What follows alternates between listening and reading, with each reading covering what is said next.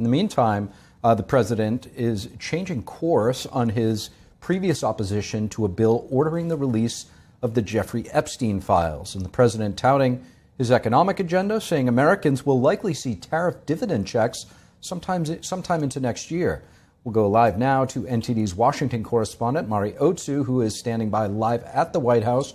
Good evening to you, Mari. So what's President Trump's latest take on the Epstein files, and what did you make of his speech there in front of the folks from McDonald's?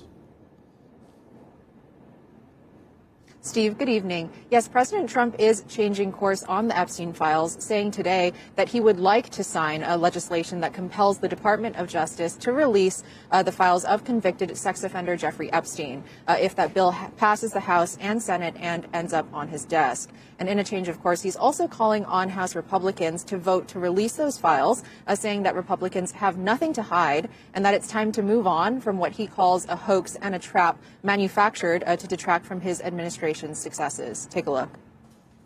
We have nothing to do with Epstein. The Democrats do. All of his friends were Democrats.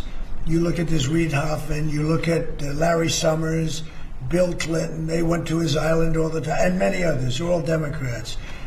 All I want for people to recognize a great job that I've done on pricing, on affordability, because we brought prices way down. But what I just don't want Epstein to do is detract from the great success of the Republican Party, including the fact that the Democrats are totally blamed for the shutdown. You know, they cost our country hundreds of billions of dollars with that. And this is coming just a day before the House is expected to vote on that bill. And meanwhile, as we just saw, President Trump is touting his economic agenda, ramping up his administration's messaging on affordability before the midterm elections. And as Democrats ascribed their off-year election wins in New Jersey, New York, and Virginia to their messaging on affordability, President Trump says that Republicans should reclaim the word affordable, calling Democrats' focus on affordability a, quote, hollow catchphrase rather than serious policy. The president also adds that he's been relentlessly focused on the economy and that he's undoing damage from the previous administration. Take a look. And I'm honored to stand before you as the very first former McDonald's fry cook ever to become president of the United States. We took over a mess.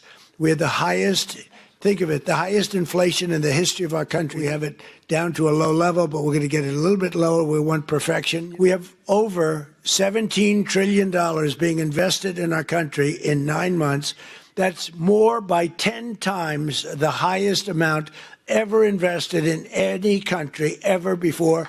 And it's largely because of tariffs and President Trump hails what he calls hundreds of billions of dollars coming into the country in tariff revenue and announces that he'll likely be issuing these $2,000 tariff dividend checks sometime in the middle of 2026.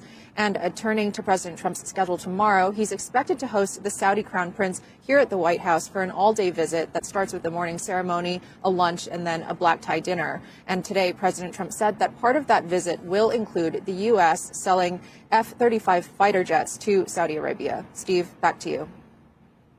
NTD's Mari Otsu live from the North Lawn of the White House. Thank you, Mari.